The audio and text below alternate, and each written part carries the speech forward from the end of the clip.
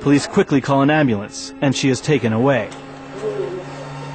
Dan, I'm checking your blood sugar, darling, okay? So it's gonna hurt. It's a needle poke in the finger, okay?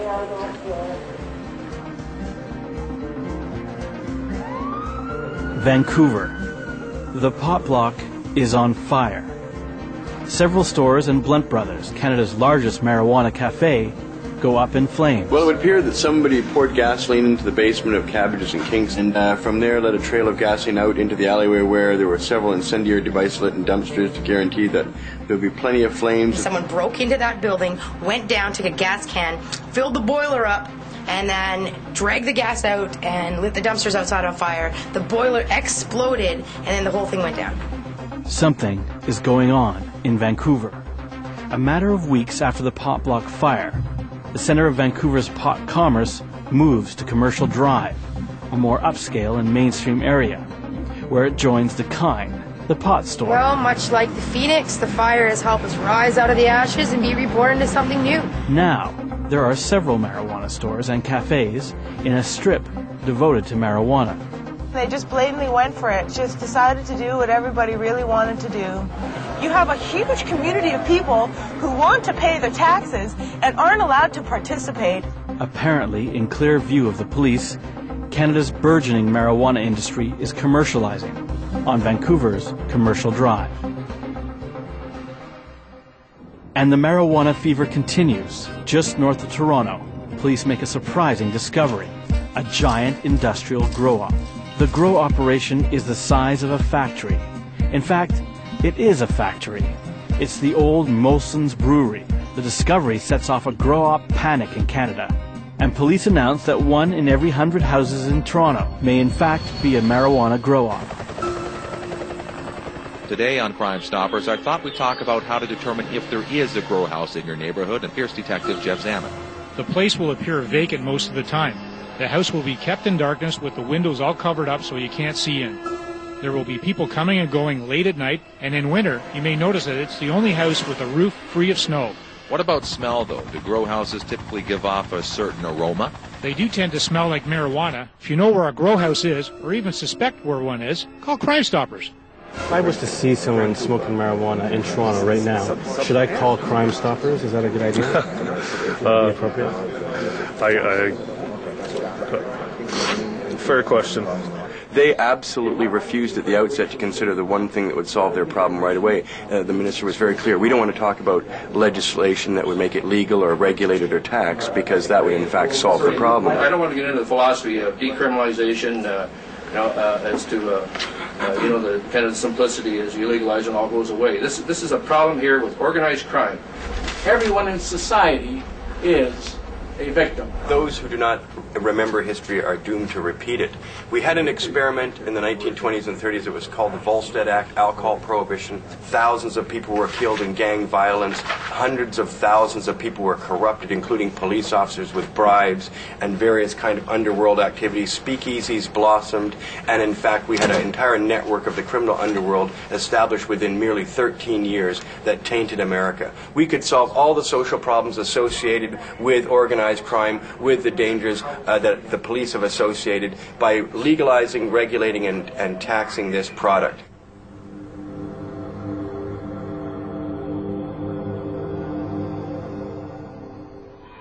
Perhaps no one was listening, but back in Vancouver, the mayor will make a startling announcement.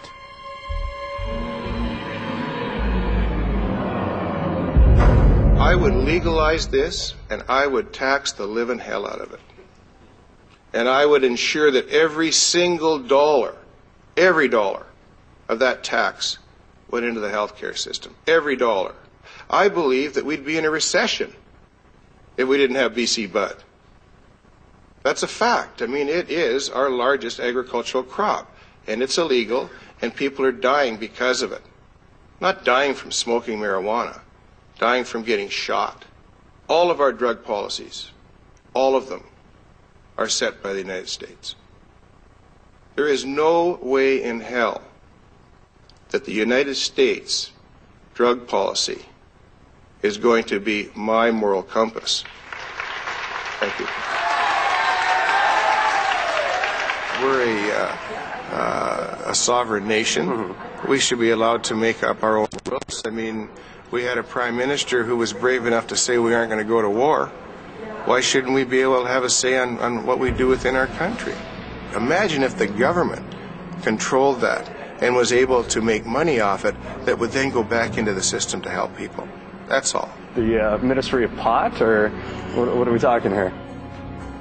Although marijuana is illegal again, a door has been opened. And now, the Canadian marijuana movement prepares to push further than it ever has before. And while Canada moves forward on gay marriage, the U.S. administration promises to move against it. I proposed a constitutional amendment. The reason I did so was because I was worried that activist judges are actually defining the definition of marriage. About the same time in Canada, the Canadian Oxford Dictionary would redefine its definition of marriage. I don't think, personally, that God is against us. I think God's on our side, and that's why we keep winning. In Canada, gay marriage is spreading quickly. And you can come and take our marriage licenses from our cold, dead hands. But in the U.S., the anti-same-sex marriage campaign is gaining momentum along with the election. And then something amazing takes place. The state of California annuls the weddings of over 4,000 gay couples. In America, same-sex marriage is being wiped off the map.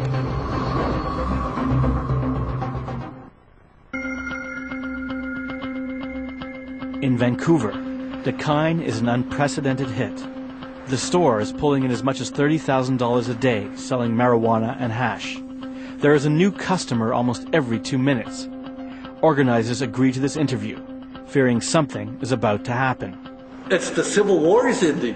It's a euphoric peace breaking out that you won't believe how hard this is. Not today. I mean, the cops follow us.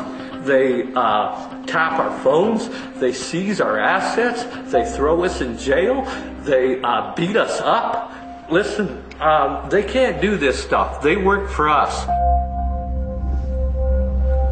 A few days later, the police move in.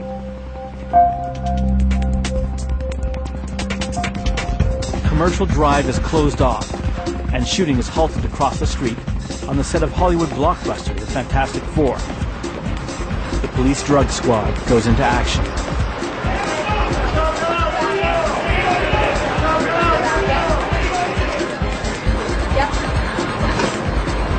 Sir, you're going to have to step back, please. Very loud bang, the door was kicked in. Much like you would see in an American movie with a SWAT team in full battle dress. Wearing ski masks, balaclavas with guns drawn. Upon our entry, we entered the store at approximately 5:45 and located 41 people inside. Acting as if we were gangsters. All 7 of the staff members were taken into custody and listed for trafficking. We are members of the community. We're taxpayers. We're citizens. This evening we have executed a warrant at the Dakine Cafe. This is a warrant that we had thoroughly investigated and due diligence. Received a search warrant in a lawful manner.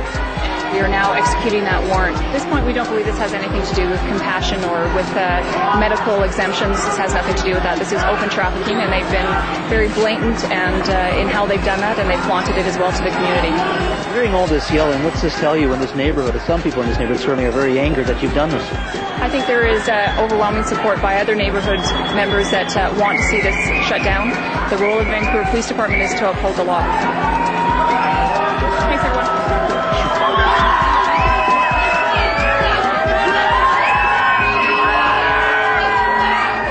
These guys are just towing the American line. This is our street, this is our city, and this is what we want.